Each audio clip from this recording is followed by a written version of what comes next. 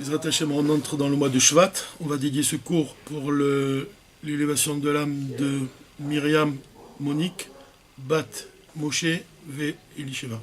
Et aussi pour la Refoua Shlema de Raphaël, Shmuel, Ben Sima. Ezrat Hashem, Bekarov Mamash. Alors aujourd'hui, le Dvar Malchut, c'est sur la paracha Bo. Et avant de commencer dans les mots du Rabbi, c'est marrant parce qu'il y a un endroit dans la Torah dans lequel il est écrit comme ça. C'est écrit comme ça. C'est écrit: l'Éternel avait fait trouver faveur à son peuple chez les Égyptiens. Cet homme aussi, Moshe, on parle de Moshe, était grand. Il était très considéré dans le pays d'Égypte, aux yeux des serviteurs de Pharaon et aux yeux du peuple. Donc, Moshe, on voit, qu'est-ce qu'il y a écrit? Dans le sens simple, il y a écrit que Moshe, il était considéré aux yeux des serviteurs du Pharaon, c'est-à-dire des Égyptiens. Et l'Égypte, ça représente quoi? Ça représente les limites. Ça représente chez un juif, ça représente quoi? L'Égypte, l'âme animale. Et quand on dit que Moshe, il était très considéré aux yeux des serviteurs de Pharaon, on pourrait expliquer et dire qu'en fait, Moshe, il représente l'essence de l'âme juive. Et ça, c'était le cours du Dvar Malchut précédent, dans lequel on a expliqué que Moshe, il héritait, comme tous les juifs d'ailleurs, ils héritent de l'essence de l'âme juive. Donc Moshe, il représente l'essence de l'âme juive, et quand elle se manifeste, même les serviteurs de Pharaon, ils sont impuissants face à Moshe, c'est-à-dire face à l'essence de l'âme. C'est plus facile de dire aussi, quand il y a écrit que les yeux, ils trouvaient grâce aux yeux des serviteurs de Pharaon et aux yeux du peuple. Tu pourrais dire que les yeux du peuple, ils représentent les forces de l'âme qui s'habille dans le corps, l'intellect, le sentiment, l'action. En gros, ça veut dire quoi? Ça veut dire que quand l'essence de l'âme elle se révèle, alors l'âme animale, elle a plus de pouvoir face à l'essence de l'âme. Elle est obligée de s'incliner, de reconnaître sa grandeur et de se plier à sa volonté. Et même quand l'essence de l'âme elle se révèle, on voit que l'intellect de l'âme divine, les forces de l'âme divine, que ce soit les sentiments ou l'intellect et l'action, elles s'unissent à l'essence de l'âme, et alors l'homme il atteint des niveaux chaque fois supérieurs. Donc ici dans ce verset déjà, il y a une allusion à ça, à la révélation de l'essence divine dans l'âme de l'homme. Il y a cette idée-là. Maintenant dans le Tanya lui-même, ça j'ai dit souvent que dans le Tanya lui-même, on ne parle pas vraiment de la révélation de l'essence de l'âme, on parle surtout des forces de l'âme divine, on parle surtout du combat entre l'âme divine et l'âme animale, le travail du Benoni, le Benoni, celui qui est capable de se contrôler, de se dominer, de toujours jamais faire une avéra, toujours aller dans les voies de Dieu. Mais le niveau de tzaddik, l'Admor Zaken, il n'en parle pas vraiment.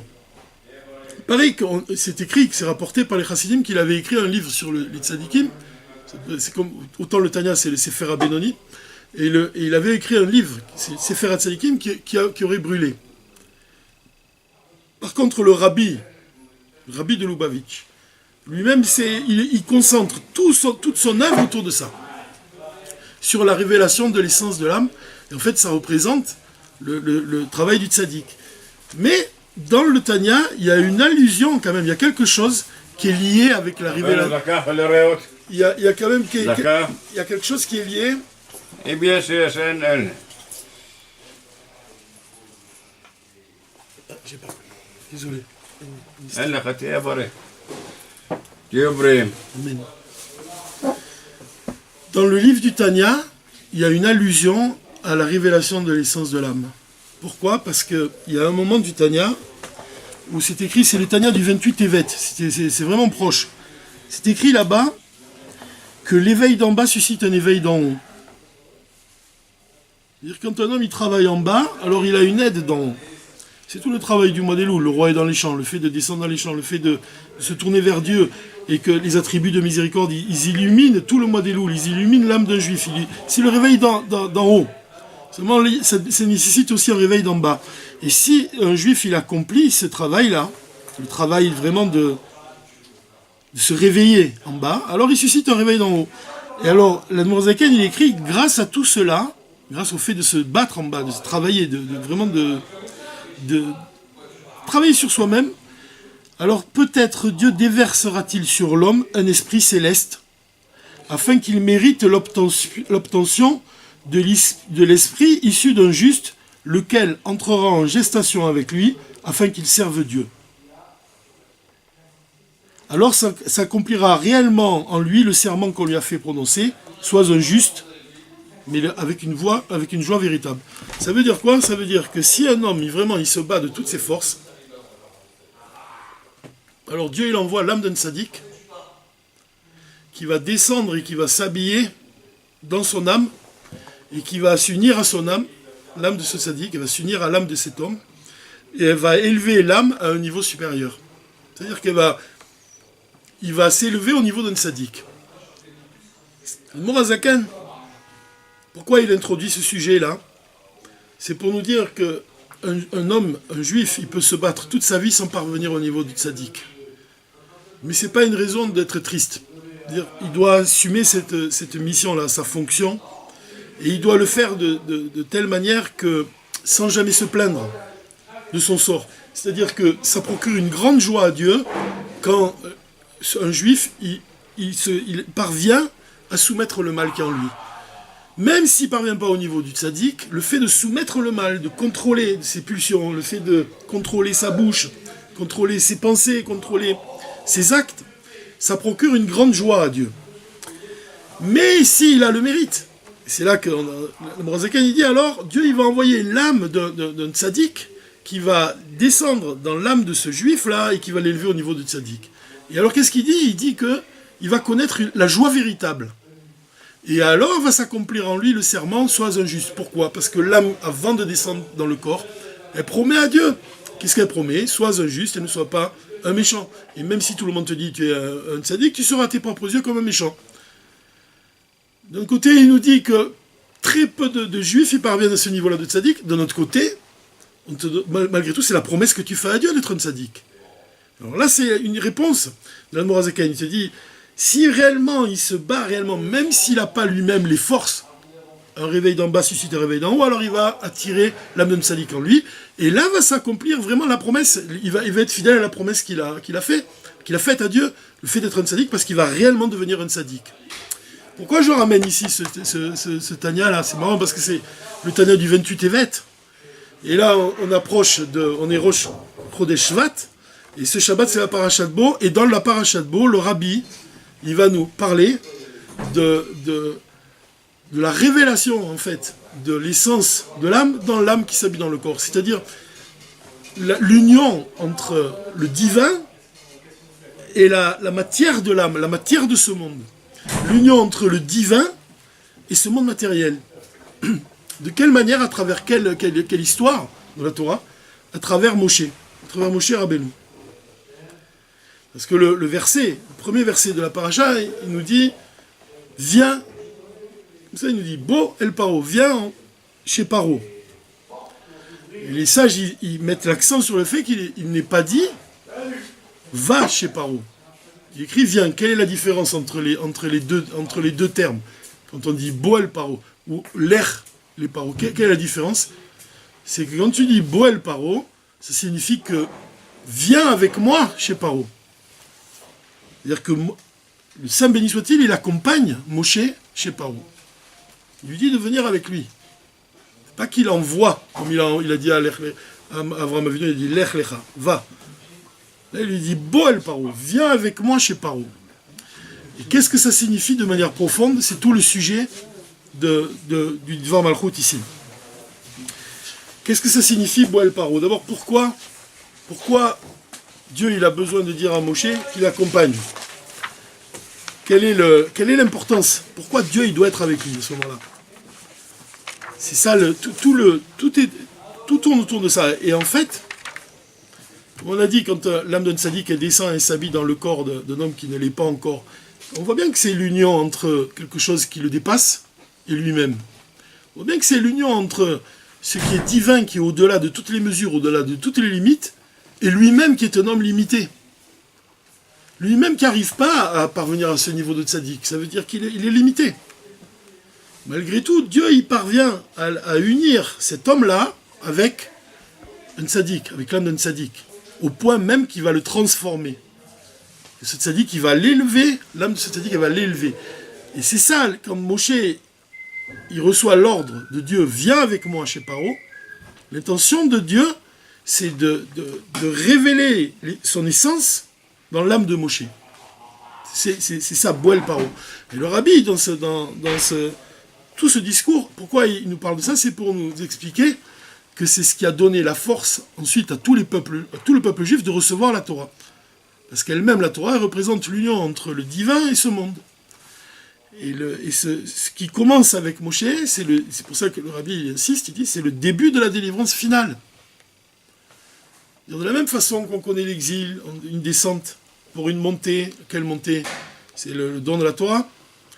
De la même façon, après le don de la Torah, il y a un exil, encore une fois, c'est une descente, pour quelle révélation qui va suivre? C'est le don de la Torah nouvelle. Torah Chadasha Meititetse. Chaque fois, on descend pour parvenir à un niveau supérieur. Avec Moshe, on a reçu la Torah, et essentiellement, ce qui a été dévoilé, c'est la Torah, le Niglé, la Torah révélée. Et nous, notre exil, il nous prépare au dévoilement de l'essence de la Torah. Et c'est ce qu'on répète tout le temps, sans cesse, au cours du Zohar Malchut.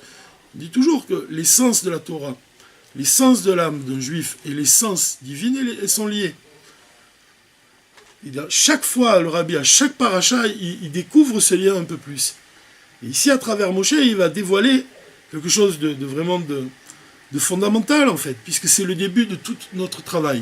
C'est le Boel Paro, ça veut dire que Dieu il s'adresse à nous. Il nous dit, viens avec moi, et je vais révéler en toi ce qui va te permettre ensuite d'affronter Paro. D'une certaine manière, on pourrait dire que Boel Paro, c'est la descente de l'âme dans le corps. C'est-à-dire seulement la différence, c'est que l'âme, elle ne descend pas seule dans le corps, elle descend avec Dieu. Et ça, c'est tout le but de la création. C'est que Hachem, il veut qu'un juif, dans ses propres limites, dans les limites de son corps, dans les limites de son esprit, de son âme, dans les limites de son intellect, dans les limites de ses actes, dans les mesures qu'il lui a données, malgré tout, il agisse au-delà de toutes les limites. Paro, ça représente l'Égypte, ça représente vraiment l'étroitesse. Et Boel Paro, c'est, d'accord, on descend dans l'étroitesse, comme l'âme, elle va descendre dans un corps, elle va descendre dans des limites, mais elle descend avec Dieu. C'est le chidouche ici, c'est que c'est pas seulement qu'un juif, il est lié à Dieu de par l'essence de son âme, parce que le rabbi, il explique, toujours il dit, ça revient tout le temps, que c'est-à-dire que l'essence de l'âme, elle est enracinée de l'essence divine. Là, ici, le rabbi, il introduit un chidouche, il dit, c'est pas seulement le plus haut niveau de ton âme qui doit être enraciné avec Dieu, que tu dois révéler ce lien. C'est toi, ici-bas, dans ton corps, tu dois révéler ton lien avec Dieu. C'est-à-dire que Boel Paro, tu fais descendre le divin dans ton corps. L'essence divine, elle va transformer ton âme et elle va même transformer ton corps. C'est ça ce que ça veut dire quand on dit toute chair verra. Toute chair verra. Qu'est-ce que ça veut dire que quand le dévoilement du Mashiach, toute chair verra le divin. C'est-à-dire que le corps lui-même, il va voir le divin. C'est pas seulement l'âme qui voit le divin, c'est le corps lui-même. Le corps, il représente ce monde. Il représente les limites.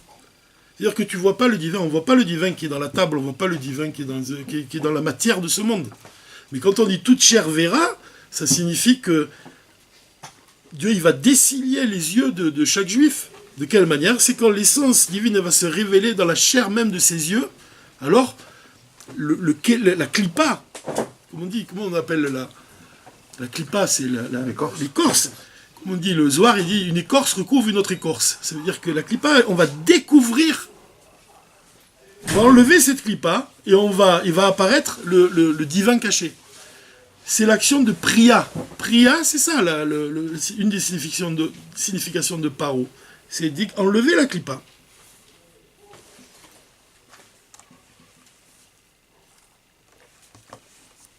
D'ailleurs, beau et le paro, dans les deux lettres du mot beau, ça c'est pas écrit dans le Balachut, mais derrière Efchar, j'ai pensé qu'on pouvait expliquer comme ça.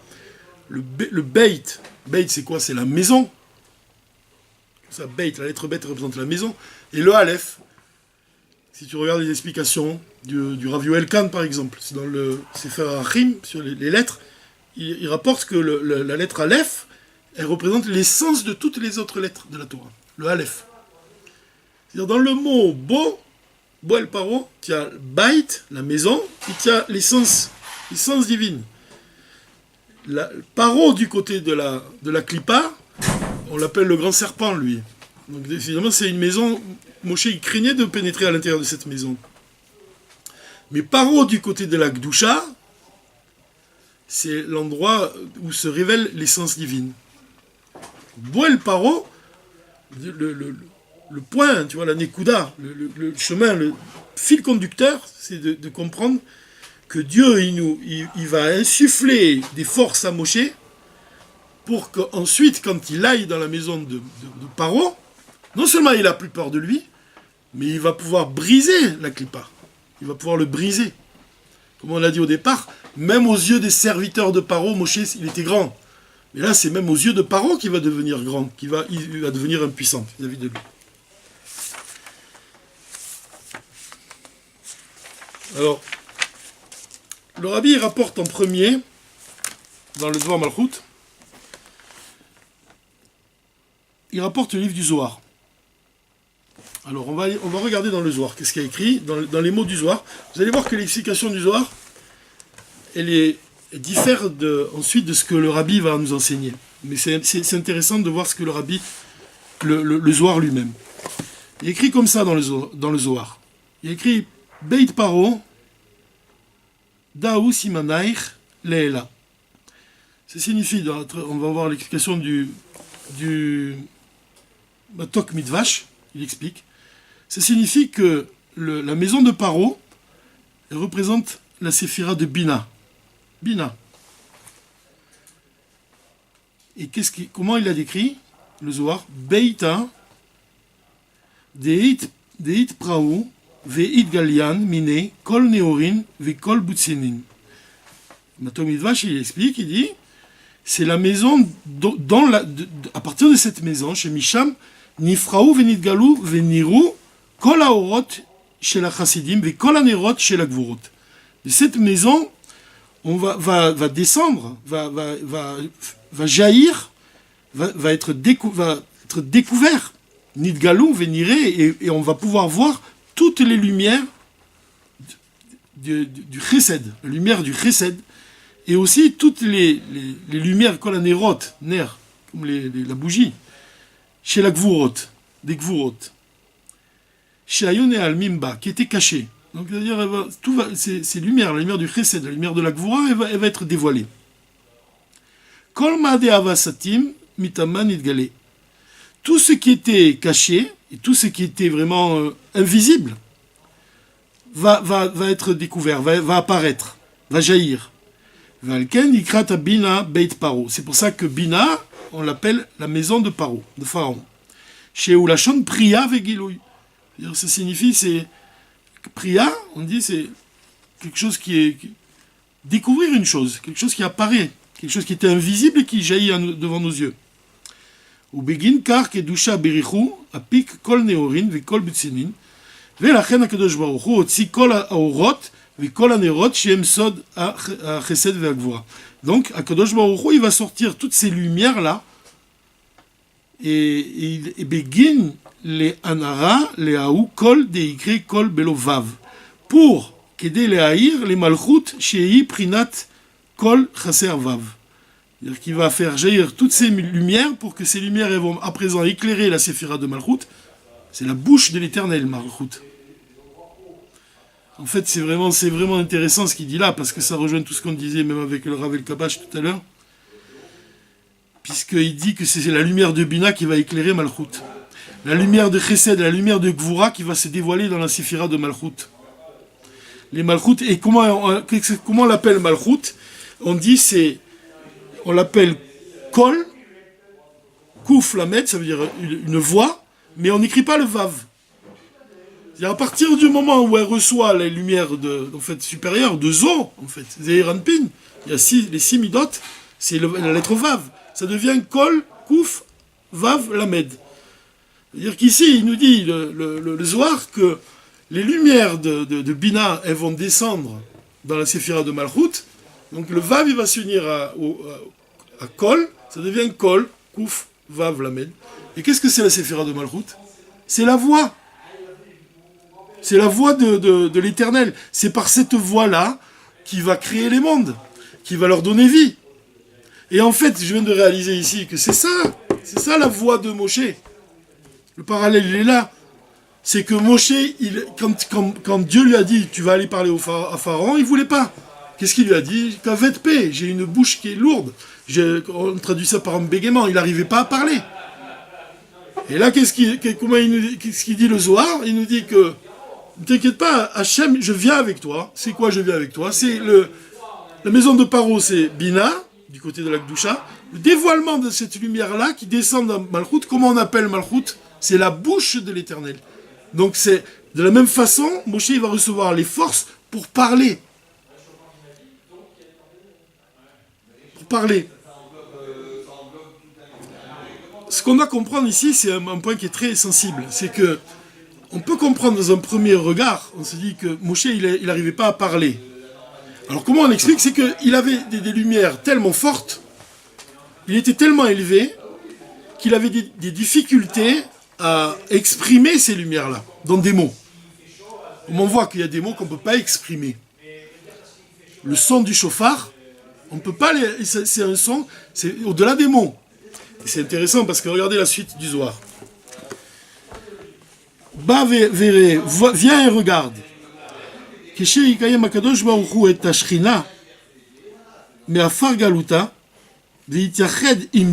Quand Dieu il unit, la Shrina c'est la séphira de Malchut, avec les lumières de Zo, comme on l'a dit, c'est la maison de Pharaon, la lumière de Bina. Il dit que c'est quoi cette lumière qui reçoit Malchut? C'est Vav, la lettre Vav du Shem Havayé. Il dit Az kol ma shenevad mi Israël bezman agalut, tout ce qu'on a perdu pendant l'exil, dainu kol haorot ve'ashpaot, toutes les lumières et toutes les influences divines qu'on a reçues, chez l'Akta Malchut, que Malchut elle a attrapé, Velo Yachla les Hashpiem les Israël, elle n'a pas pu les donner à Israël. A Kol Yachzor Yashov Aleem, tout va être redonné à Israël. Donc le Vav il s'unit à Malchut. Alors parce que Malchut elle est définie comment? Malchut elle est définie, on dit que ses pieds ils descendent dans la mort. C'est-à-dire que Malchut c'est le souffle divin qui descend dans ce monde inférieur. Mais le choix, il est donné à l'homme de faire le bien ou de faire le mal. Donc, la lumière de Malchut, elle peut être employée pour le mal que Dieu préserve. Mais ici, il nous dit quand il y a l'union entre Malchut et la lumière qui vient de Bina, quand c'est une lumière divine qui descend, alors tout ce que Israël a perdu, il va le retrouver. Et comment il dit, et comment il associe ça à quoi? Et il nous dit, il dit ça c'est le sujet du grand chauffard, de la délivrance.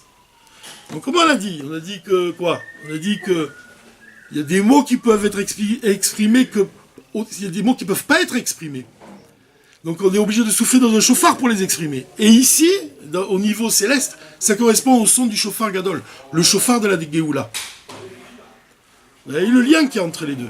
C'est-à-dire que la délivrance du chauffard Gadol, elle est en parallèle la délivrance de Moshe qui va trouver, que Dieu il va lui donner la force de parler. D'accord?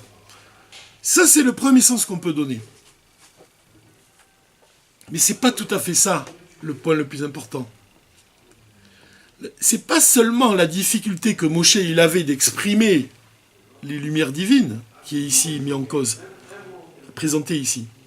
C'est le fait que Moshe, il se demandait si le peuple il était capable de recevoir ce dévoilement.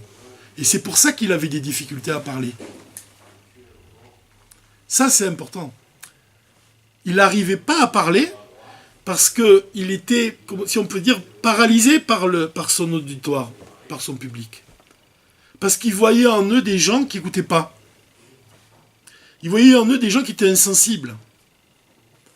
Alors, il bégaye. Le Baal Shem Tov, il a dit une chose. Il a dit que quand les sens de l'âme se révèlent, il n'a pas besoin de calculer le flot de ses paroles, ça sort tout seul. Il parle sans, il fait plus attention à ce qu'il dit. Et c'est exactement ce que Dieu il propose ici à Moshe. Il lui dit, viens avec moi chez Paro. Ça veut dire, je vais dévoiler en toi l'essence de ton âme. Parce que là, c'est ça, il est question de l'essence de l'âme ici. À un niveau... Mais il est question de révéler l'essence dans la bouche, dans les niveaux inférieurs. Viens avec moi, et ta parole, je vais te donner la force de faire descendre ta parole dans les niveaux les plus bas. C'est comme un rave qui va enseigner un talmide, un jeune talmide, un jeune, vraiment, qui n'a pas le niveau de comprendre. Mais s'il est inspiré par Dieu à ce moment-là, il va trouver les mots, ça va sortir tout seul. Comme le Baal Shem Tov, ça sort tout seul. Ça parle. C'est pour ça que le rabbi, il dit, une chose, il dit, ça a l'air anodin, sa déclaration, quand il dit, les paroles qui sont dites avec le cœur pénètrent dans le cœur de l'autre et ils font leur effet. Ça veut dire qu'il faut parler avec douceur si tu veux toucher le cœur de quelqu'un. Mais si tu réfléchis un peu profondément, tu te rends compte que les paroles qui sont dites avec le cœur, l'essence de l'âme, elle se révèle dans le cœur. Ça veut dire que les paroles qui proviennent de l'essence de l'âme, celles-là, elles ont le pouvoir de pénétrer partout. Et ça, c'est la définition, vraiment la définition de l'essence. L'essence, elle a le pouvoir de pénétrer dans les niveaux les plus bas. Lui, elle descend dans les niveaux les plus bas. Ça veut dire que cette paralysie que Moshe il avait vis-à-vis de son peuple, c'est parce qu'il se disait, mais comment ils peuvent comprendre ce que je vais dire? C'est comme quand ils ne comprenaient pas pourquoi le peuple il voulait de la viande, à un moment. Pourquoi ils veulent de la viande? Parce que lui-même, il était à un niveau supérieur, il n'avait pas besoin même de manger. Il se disait, ce ne sont pas des réceptacles, des kélim, pour recevoir une telle lumière. Donc il n'y avait pas de fusion entre lui et le peuple d'Israël. Et ça, c'est important qu'il y ait une fusion. Parce que Rabbi, c'est Rosh Béné Israël. Le Rabbi, Moshe, ici, représente la tête. Et les enfants d'Israël, ils représentent les membres du corps.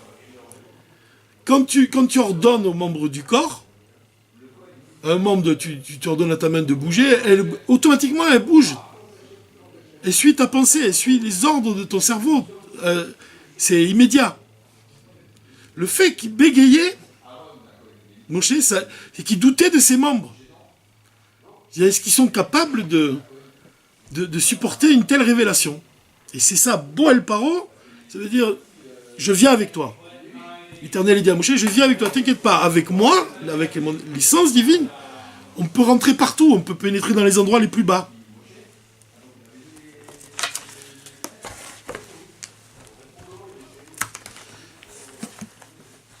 Ça, c'est un premier enseignement du Rabbi ici.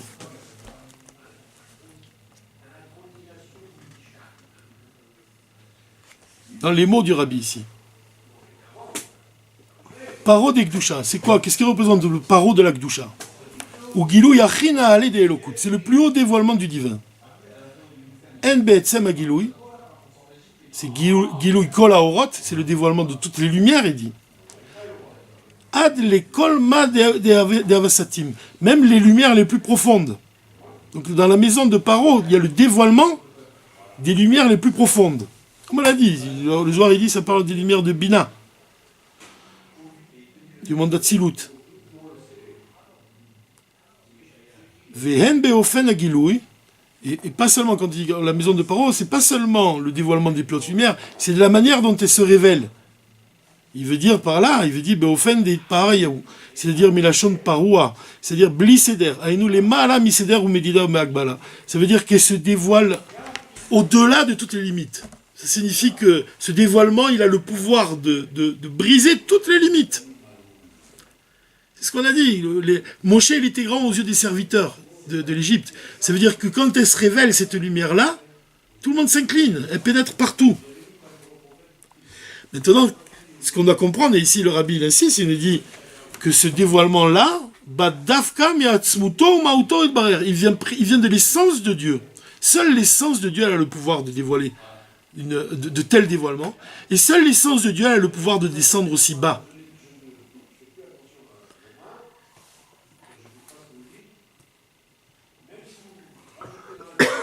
C'est un dévoilement qui dépasse toutes les mesures. Velachen.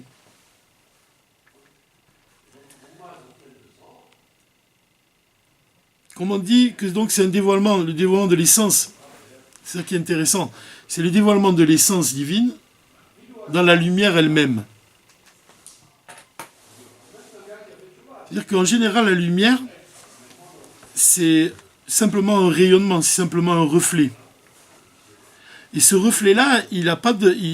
comme il dit ici le rabbi, Machenken mitzadze sheatzmuto itbarech umufshat ulemaala mikol geder maor veor. Are aor eino mityacheset leatzmuto.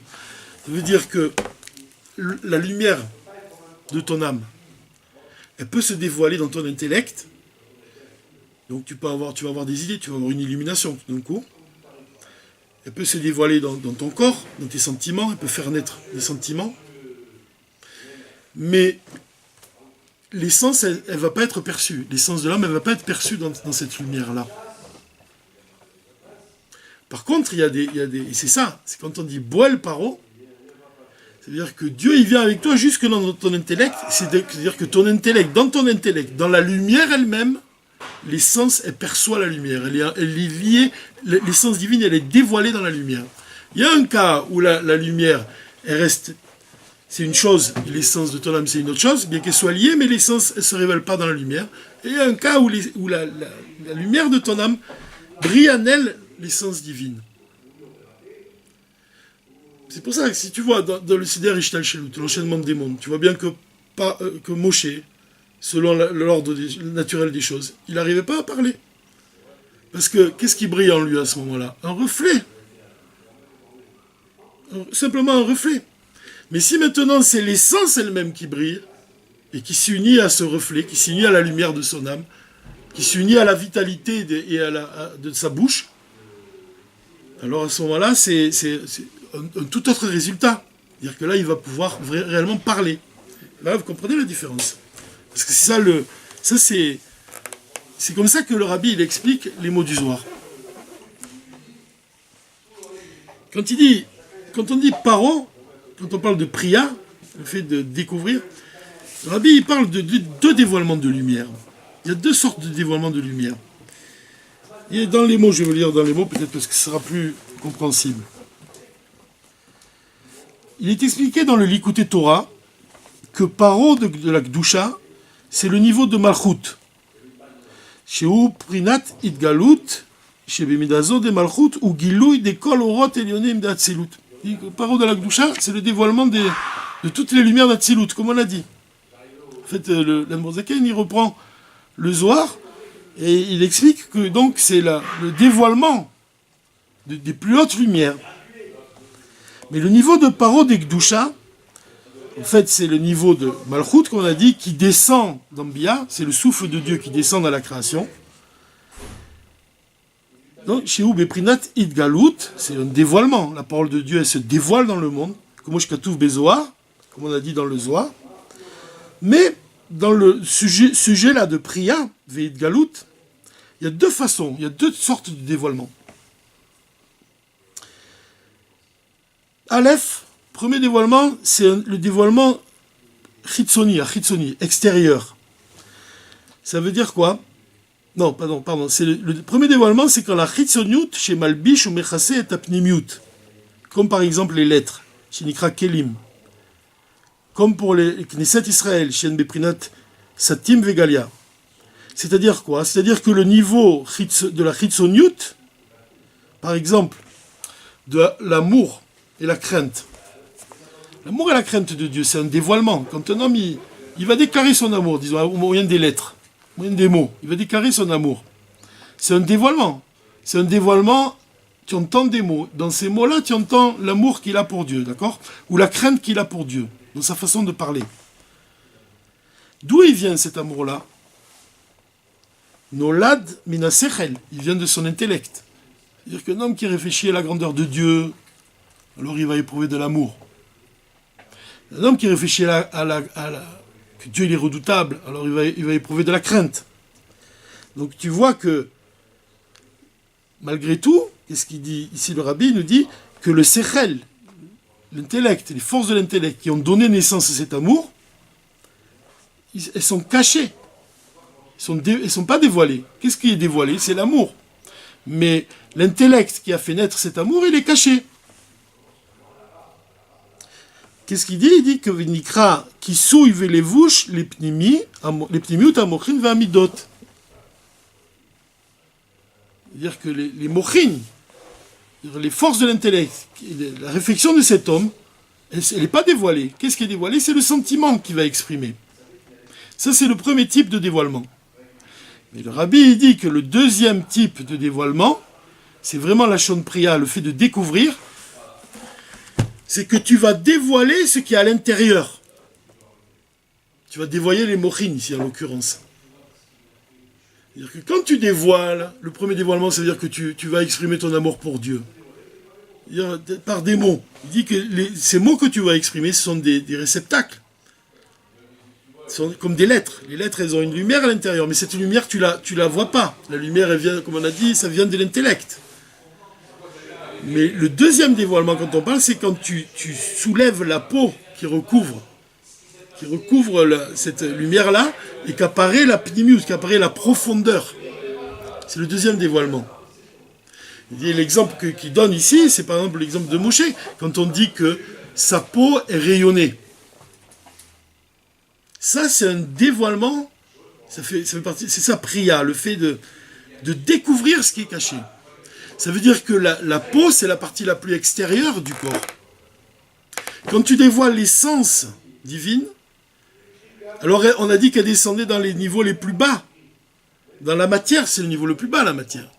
Et quand elle descend dans la matière, qui est le niveau le plus bas, alors même la matière elle-même, elle va laisser transparaître la lumière. Puisque c'est ce qui est exprimé quand on dit que la peau de Moshe est rayonnée, son visage est rayonné. C'est ça précisément le fait de découvrir la pnimiut, de découvrir la profondeur. C'est comme on dit quand on dit, pareil, la même chose quand on dit que dans les temps futurs, la pierre elle va crier, et la pierre du mur elle va crier, et le bois de la poutre il va lui répondre. Là carrément, tu vois que l'essence divine elle va toucher les niveaux les plus bas, elle va dévoiler le niveau des niveaux les plus bas. Comme la peau, comment on appelle la peau dans l'enchaînement des mondes, la peau de l'homme, comment on l'appelle le corps? La peau de serpent, on l'appelle. Tu vois, parce que, pourquoi c'est la peau de serpent? Parce qu'on ne voit pas sa profondeur. Mais si tu découvres la pellicule, tu découvres l'écorce, alors il apparaît, c'est plus une peau de serpent, tu vois, c'est la peau du visage de Moshe rayonnée. Maintenant, cet exemple-là, il est abstrait. Mais de manière concrète, comment on pourrait l'expliquer dans le cas de Moshe? C'est le fait que Moshe, il n'arrivait pas à parler. C'est ça l'exemple qui est donné par le rabbi. C'est-à-dire que la parole de Moshe, elle était en exil. Comme le Zohar, il écrit comme ça. La parole de Moshe, elle était en exil. Donc Moshe, il redoutait de descendre dans la maison de Paro.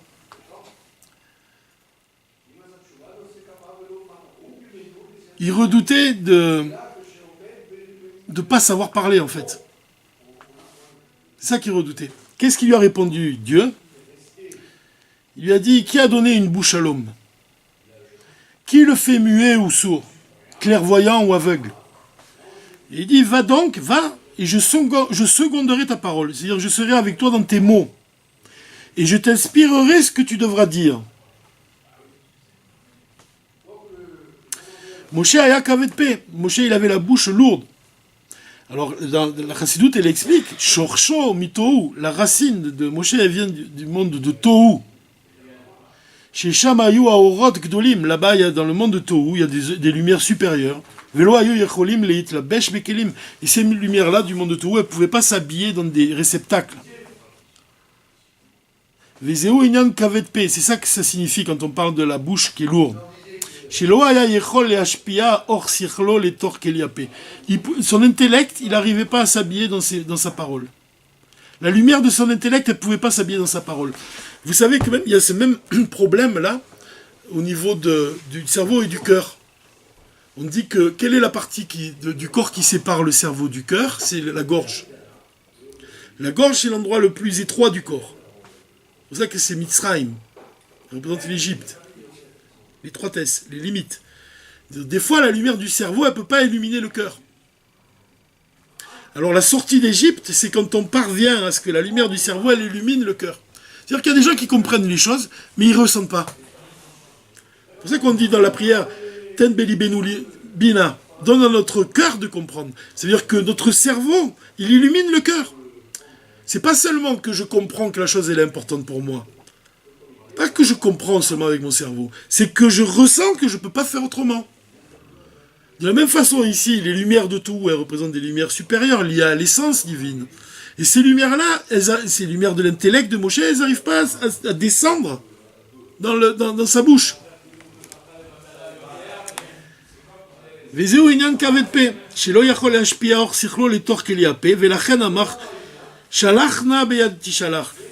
qu'il a dit? Il dit, envoie plutôt le Mashiach à ma place. Moi, je ne suis pas capable de parler. Envoie le vrai libérateur d'Israël. Mashiach Tzidkeinu. Dainu, c'est-à-dire c'est qui Mashiach? Mi Shehu Meolam Hatikun. C'est quoi le Olam Hatikun? C'est un monde où il y a des réceptacles qui sont grands. Quelqu'un comme Mashiach, il est capable de parler. Il est capable de... C'est ça qui est intéressant, c'est que tu vois que la grandeur, c'est pas seulement dans le fait de concevoir des choses, c'est mais dans le fait de les contenir.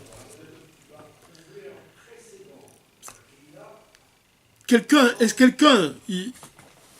que quelqu'un il peut avoir ce niveau-là comme l'Admor Hazaken? L'Admor Hazaken, quand il dit je ne veux pas de ton Olam Haba, je ne veux pas de ton Gan Eden, je ne veux rien d'autre que toi. Il dit ça. Je ne veux rien d'autre que toi. Est-ce que vous imaginez qu'est-ce que ça veut dire? Ça veut dire qu'il est capable de recevoir le dévoilement divin. S'il le dit, vraiment il dit je veux voir ta face. Comme Moshe il a dit je veux voir ta face. Il a dit tu ne pourras pas voir ma face et vivre. Mais l'Admor Hazaken il est capable de le dire. Il est capable de dire je ne veux rien d'autre que toi. Ça veut dire qu'il est prêt. Et ici c'est pour ça que Moshe il dit envoie Mashiach. Lui il est prêt pour ça. Moi je ne suis pas prêt pour ça. En fait, Boel Paro, c'est comme le peuple juif. Le peuple juif, il peut avoir peur de recevoir la Torah. Alors Dieu, il dit, attends, viens, je viens avec toi pour recevoir la Torah. C'est la même chose. Veu amakor l'école. Alors donc, qu'est-ce qu'il dit? Dieu, il lui dit, c'est moi la source c'est moi qui ai créé la bouche. Amakor l'écléapé. De olam hatikun. Ve'orot merubim de tohu. C'est moi qui suis. C'est lui qui a créé tout ça. Donc il est capable de faire que même en Égypte, même dans ce monde limité, c'est-à-dire que même Moshe qui est limité par ses membres, par sa bouche, il dit, moi je peux faire, c'est moi qui ai créé ta bouche, moi je peux faire en sorte que ta bouche devienne un réceptacle du divin.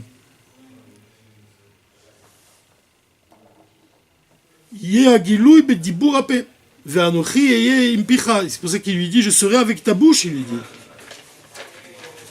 Je seconderai ta bouche, ta parole.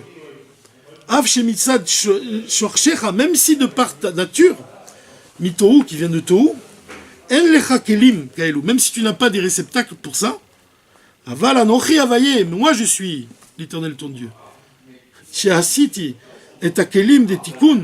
C'est moi qui ai créé le monde de Tikkun, c'est moi qui ai créé le monde de Tohu. Je peux inverser les choses. De mélanger le niveau de Tohu, Tikkun, et le monde de Tikkun, je peux les mélanger. Yachad, ensemble. Les niveaux des deux, je peux les unir. Qu'il y ait des grandes lumières, comme dans le monde de Tohu, et qui est aussi le niveau de Tikkun, que les kelim, je peux élargir les kelim. Ça fait penser à un verset que l'Admor Hazaken rapporte, c'est-à-dire qu'il faut élargir les tentes. Élargis ta tente. Qu'est-ce qu'il dit là, ça pourrait faire un parallèle avec un enseignement du Zohar qui est magnifique. Il dit, comment on fait pour avoir la bracha? C'est comment on fait pour avoir la bracha, l'Admor Hazaken, le Rabbi Shimon Bar Yochai. Il dit, c'est d'inviter un pauvre à ta table, à Shabbat. Pourquoi il dit ça? Il dit parce que le pauvre en araméen, on dit dal. Et dal, c'est la lettre dalet. Et la lettre dalet, c'est la valeur numérique, c'est 4. C'est-à-dire que 4, c'est les 4 pieds de la table. C'est-à-dire que si tu invites un pauvre à Shabbat, alors ta table, ça veut dire ta vie, elle tient debout. T'imagines? Ta vie, elle tient debout.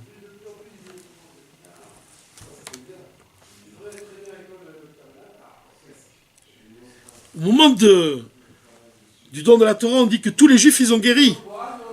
Et il dit à ce moment-là aussi, Moshe, il a guéri. Du fait qu'il avait la bouche qui était trop lourde. Il a guéri à partir de ça. Donc ça représente vraiment le début de la délivrance. Maintenant, quelle idée profonde il y a ici qui est donnée? Merci, Lechaim. Ici, ce qui est dit ici, vraiment de manière claire, c'est que l'essence divine elle doit se révéler dans les limites. Comme on l'a dit, pas seulement parce qu'un juif, l'essence de son âme elle est liée avec le divin, mais son corps lui-même il doit être lié avec l'essence divine. Comme on le voit ici avec Moshe, que l'essence divine se révèle dans sa bouche, que lui au départ, ça me fait penser, j'ai un ami, il s'appelle Shmuel Dan, il habite à Paris. Je l'ai rencontré ici en Israël, puis chez le rabbi. Il m'a raconté que c'est quelqu'un qui a une voix qui est très aiguë comme ça. Tu le connais? Il a une voix très aiguë. Tu sais quelle bracha lui a donné le rabbi? Il lui a donné une bracha pour être Chazan. Pour être Chazan. Et il est Chazan, moi je l'ai déjà entendu, j'ai prié avec lui Shabbat une fois. Il est Chazan. Il n'y a pas de limite. Il n'y a pas de limite. L'essence divine est de se dévoiler dans les limites, justement. On doit tirer l'essence dans tous les niveaux.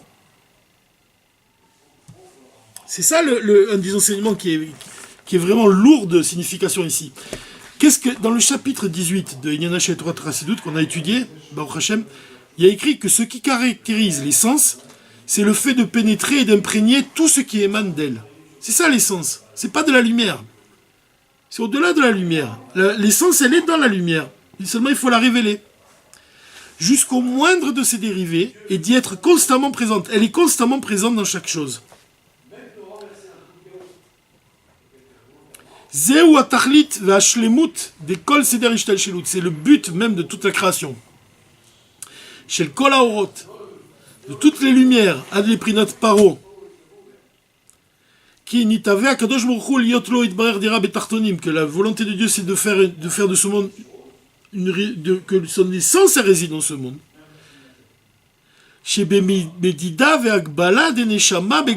Bien qu'on soit limité, que notre neshama elle est dans un corps et qu'on est des êtres limités, il y a Gilou Yatzmut, qui est le dévoilement de l'essence divine. Même dans ce monde limité, c'est l'arche, c'est comme l'arche. Ça, c'est l'idée qu'il donne ici. C'est-à-dire que l'arche elle contient l'étape de la loi. Tu les mets dans le Kodesh HaKodashim, elles prennent plus de place. Bien qu'on peut la mesurer, il y avait un miracle, c'est écrit dans Yoma, le traité Yoma, on dit qu'il y avait un miracle, c'est que tu mesurais d'une extrémité à l'autre, l'extrémité de l'arche à l'extrémité du mur, et de l'autre extrémité de l'arche à l'autre extrémité du mur. Ça faisait 10 amas de ce côté, 10 amas de ce côté, ça fait 20 amas. C'est la taille de la largeur du Kodesh Kodashim, et elle était au milieu. C'est-à-dire qu'elle n'avait pas de mesure. Elle perdait ses mesures. L'arche. Pourquoi elle perdait ses mesures? C'est parce que c'est l'essence divine, elle est au-delà de l'espace et du temps. C'est comme quand Dieu, c'est un exemple du Tzemar Tzedek, quand Dieu il dit les 10 commandements, tu n'entendais pas Dieu d'un seul côté, tu l'entendais de tous les côtés. Comment c'est possible que tu entendes? Si moi je te parle, tu vois bien qu'elle vient que d'un côté. Ça, c'est le Seder Ishtal Shelut, c'est le Seder lors de l'enchaînement des mondes. Mais quand Dieu il parle, on l'entend de tous les côtés. Pourquoi? C'est Martinez qui dit, c'est logique. La parole de Dieu, c'est elle qui crée l'espace et le temps. Donc la parole de Dieu, elle est au-delà de l'espace et elle est au-delà du temps. Donc l'espace et le temps, ils sont dans la parole de Dieu. Et pas le contraire. C'est pas la parole de Dieu qui est dans l'espace. C'est le temps et l'espace, ils sont dans la parole de Dieu. De la même façon, l'arche, elle prend pas de place pour la même raison. Quand l'essence divine se révèle, alors on est au-delà de toutes les limites. Mais ce qui est surprenant ici, c'est ça le chidouche, c'est que tu peux mesurer l'arche. Tu la mesures, elle a des mesures. Seulement, elle les perd quand l'essence divine se révèle. Il dit, c'est la même chose. Un juif, il est comme l'arche. Il doit garder ses mesures. Il a des mesures, il a des limites. Mais il doit révéler l'essence divine. Et à ce moment-là, il prend plus de place. À ce moment-là, ton action... C'est pour ça qu'on dit qu'une mitzvah, elle est éternelle. De la même façon, les mitzvot, c'est l'union entre le fini et l'infini. Pourquoi c'est l'infini, les mitzvot?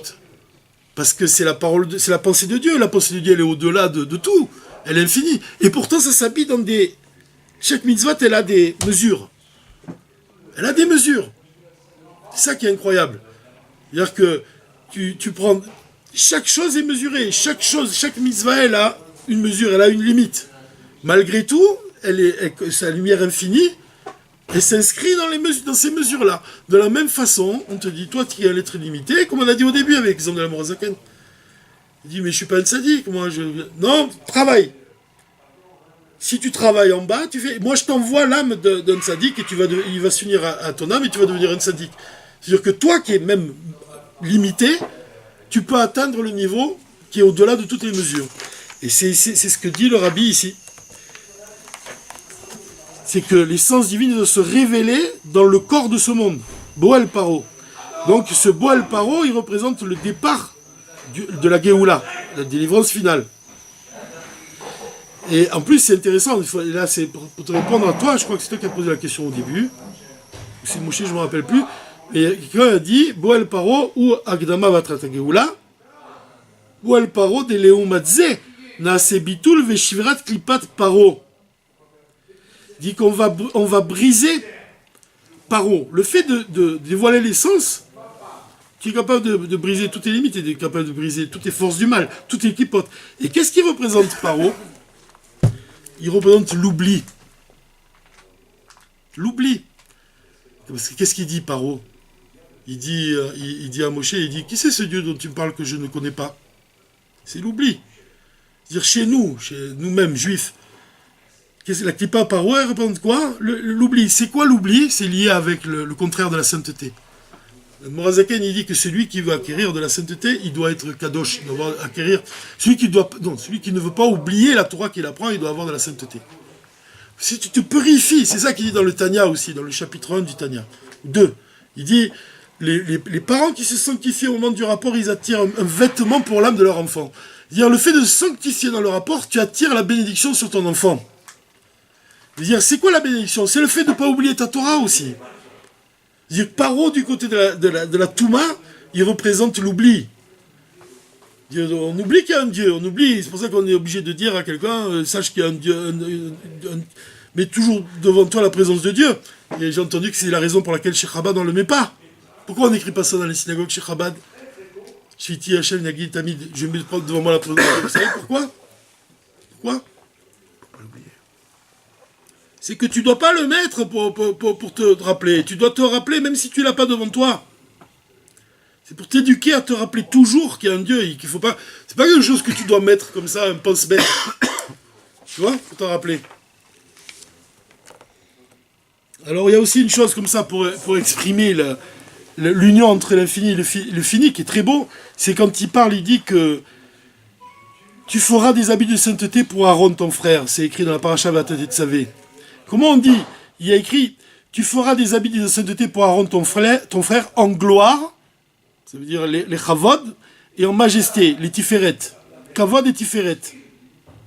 Kavod, il te dit le rabbi, c'est qu'il y a de tiferet, c'est zo, ou c'est quoi? Katsé Orensov, c'est la lumière infinie de Dieu, et Malchut, comme on dit que Malchut, les pieds de Malchut, ils descendent dans la mort, ou Makor le Olamot Bia, c'est la source même de tous les mondes, puisque c'est le souffle divin qui s'habille dans le monde.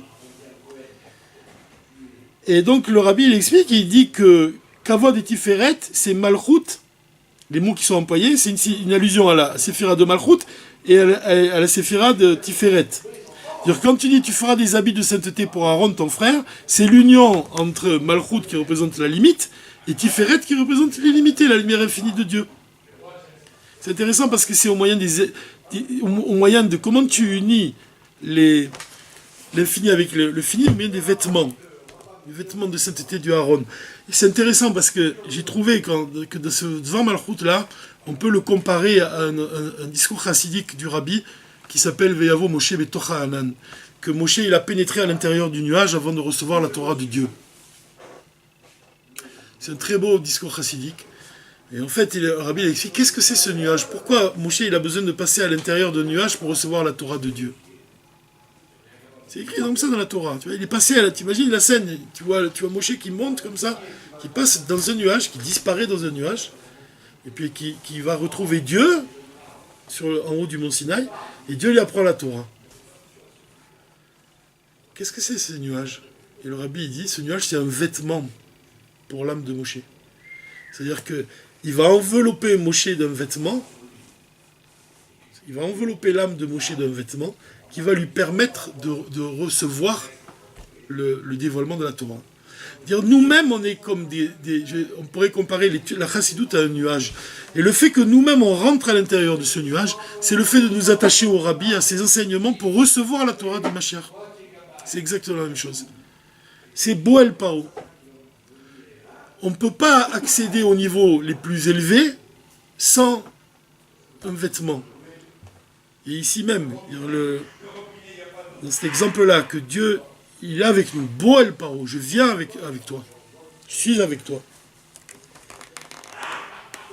Alors, ici, on avait étudié aussi ça dans le Inyana chez Torah Tassidut. On avait dit dans le chapitre 19, on avait dit que l'essence de la Torah, le fait qu'elle ne fasse qu'un avec l'essence divine, comme on l'a dit, elle fait un avec l'essence divine et avec l'essence de l'âme d'un juif, est justement caractérisée par le fait qu'elle puisse épicer le mauvais penchant.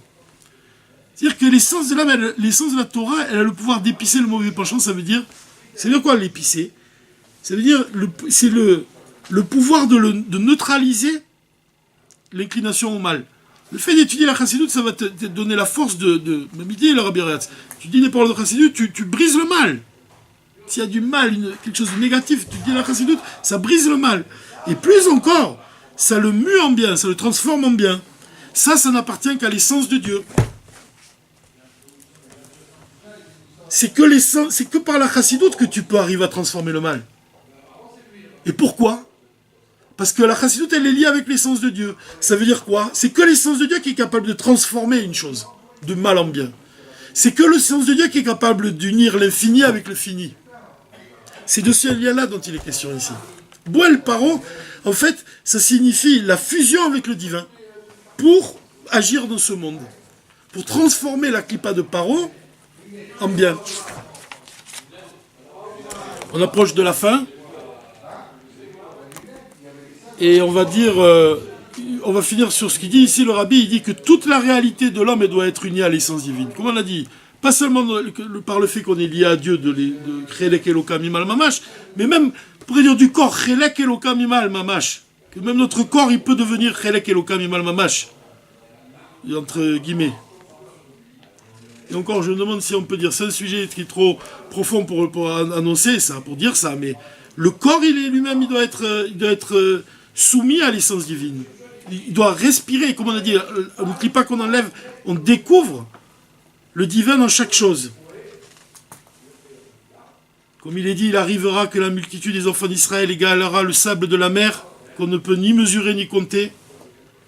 Et au lieu de s'entendre dire « Vous n'êtes point mon peuple », ils seront nommés les fils du Dieu vivant. C'est beau ça, hein? C'est écrit dans Oshéa.